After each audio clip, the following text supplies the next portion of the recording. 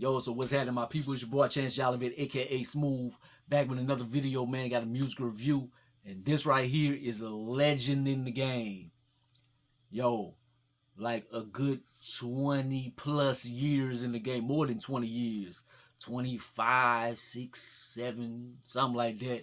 Been in the game, been putting it down for a long time, man. A lot of people favorite MCs and stuff, man. Well, a portion of the nation, man, like the white people. We can keep it a buck. We can keep it a buck. But yeah, he gets a lot of hate nowadays. And then like a lot of music he been dropping, like a lot of people be hating. They like he too old to be doing the stuff, and some of it outdated and stuff like that. Like hearing like Houdini and stuff, I wasn't the biggest fan of that. But hearing the project as a whole, Eminem, the death of Slim Shady, Coup de Grâce. So hearing the whole thing, it makes sense. Like as a concept album and artistic wise, in the things he did and why he did it in this culture right now, it's necessary nowadays. Like just for in terms of free speech, like somebody being able to, like people are too sensitive nowadays, man, and just be able to say what you want to say to a certain extent. And I'm guilty of that as well. Like I'll block myself from saying certain things nowadays and stuff. And yeah, I don't want people to just say the most ignorant shit.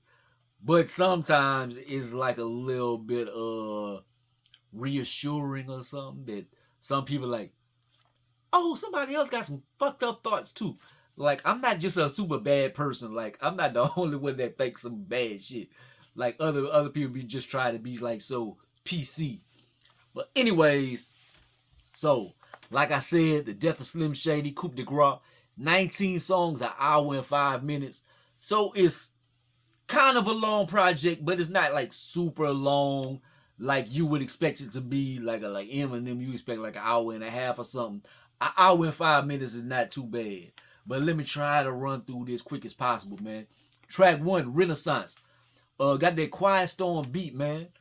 Like a little interpolation of the Mobb Deep Quiet Storm beat. Very short, but he sound good, man. He defends the lyricism, the lyricists in the game and stuff, man. Like the Kendricks and why people say, well, his album didn't have any bops and stuff. Like I said that, but just a lot of the super lyrical people and how people really judge them harshly, but they don't tear down like the mediocre people. They do tear down the mediocre people too. We tear down the Sexy Reds in them.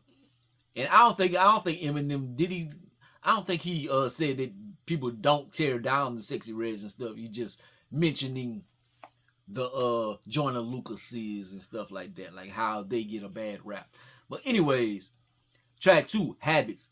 Slim Shady making him relapse to get back on his shit and stuff, man. Like he kidnapped him and give him some drugs and stuff like that, so bring him back. Track 3, Trouble. Skit, just offending people. He trying to get canceled, pretty much. Track 4, Brand New Dance. Nostalgic old Slim Shady. I hate that beat though. I hate the beat. Track 5, Evil. Dark beat. Embracing his darkness and his evil ways. I like it. I like it. Track 6, All You Got. Skit. Slim Shady chastising Marshall for leaving him and stuff like that. Track 7, Lucifer. His wordplay on this one is nuts. Talk about his birth and his mother gave birth to Lucifer and stuff, and him blowing up and have a cult like following. Him taking shots, like in the second verse, I think he takes shots at like the MAGA people and stuff like that and whatever. Track 8, Antichrist, old school shady shit. Want to bring back a more unsensitive time. Then at the end, Bizarre, he give a little short verse. So he does this thing. It's good to hear somebody from D4L and stuff, man. Is that the group? Was that the group D4L? Am I tripping? Yeah. 9, Fuel. JID, he go crazy on his M do his thing. I'm not gonna lie. I think JID got him. I think G got him, whatever y'all want to call him. I think he got him with the flow.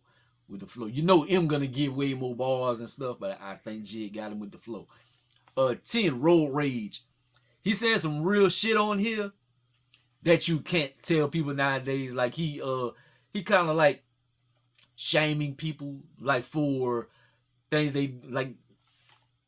I don't want to call names and stuff, but like the Lizzos and stuff like that, like how people can be fat and just do negative things, but you be like, oh, you're an inspiration and stuff like that. Like he calling bullshit on a lot of that type of stuff that people doing nowadays.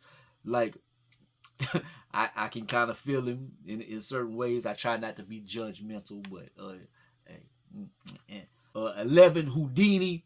The flow crazy on here, but I hate that beat. But it is very reminiscent of the old Slim Shady shit. So if you like that back in the days, like this is for you. 12, Breaking News, Skit. People offended and canceling him and stuff. 13, Guilty Conscious 2, battling himself about all the bad shit, the bad jokes that he made this music and people being mad at him and stuff. So he's feeling guilty. But then his other self is like very non-apologetic about the situation and stuff. 14, Head Honcho. The Spanish verse at the beginning ruined the song for me. Like Eminem, he doing this thing. I like the beat and everything. I just hate that Spanish verse at the beginning. Like I don't know no Spanish and stuff. So it's just like a blank minute to me because I don't know what's going on. 15, Temporary. Perspective of talking to Haley like after he died and stuff like that, like giving her some words and just letting her know he loved her and all this and that, like he's gone. Love this joint right here, man. This one is just one of those. 16, Bad One. I achieved everything, but people complain about me. Fuck them. But I still got a bad bitch. Like he talking about like he got a bad one, like he got a bad chick or something. Like kind of like on the hook.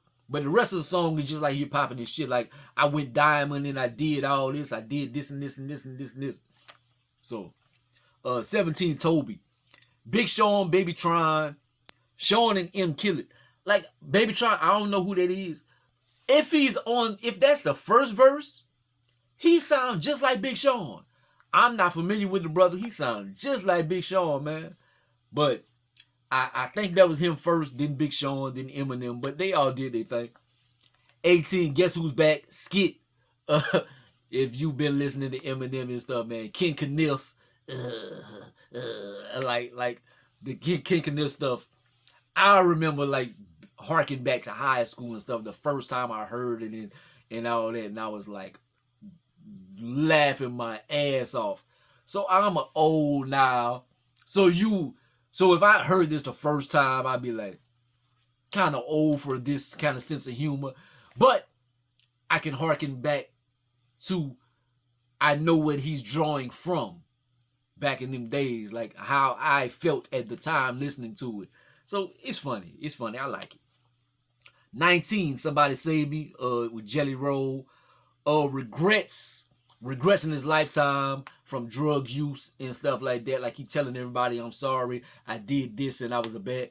But the thing is, Eminem been sober for all these years and stuff. Like he talking about like he regret not showing up to his daughter's podcast and not walking into the aisle and stuff and all this and that. He did a lot of that stuff. I seen pictures he was to the wedding and stuff. Like he did all that. Like he didn't. I guess it's like hypothetical. Like if he succumbed to his drug usage, but like it must be hypothetical because Eminem got off his drugs and stuff, man. Like proud of him for that. But anyways, my favorite joints off the album is number 1, Renaissance, 2, Habits, 5, Evil, 7, Lucifer, 13, Guilty Conscious 2, 15, Temporary, and 19, Somebody Save Me. Like from a nostalgic point of view, like me, like I rapped in my days and stuff, like I rap every blue moon. I still write a lot, but I don't really like drop any projects or anything. But anyways, from like a rapper standpoint or whatever, I would I would give this I would give it a classic. I would give it a classic, man, because what he was trying to portray with the album, like the Slim Shady moniker and about the sensitive times and by this and that and bringing it back and then him having to fight it or whatever. Like it was a very smart project. It was very genius. His lyricism on here, crazy.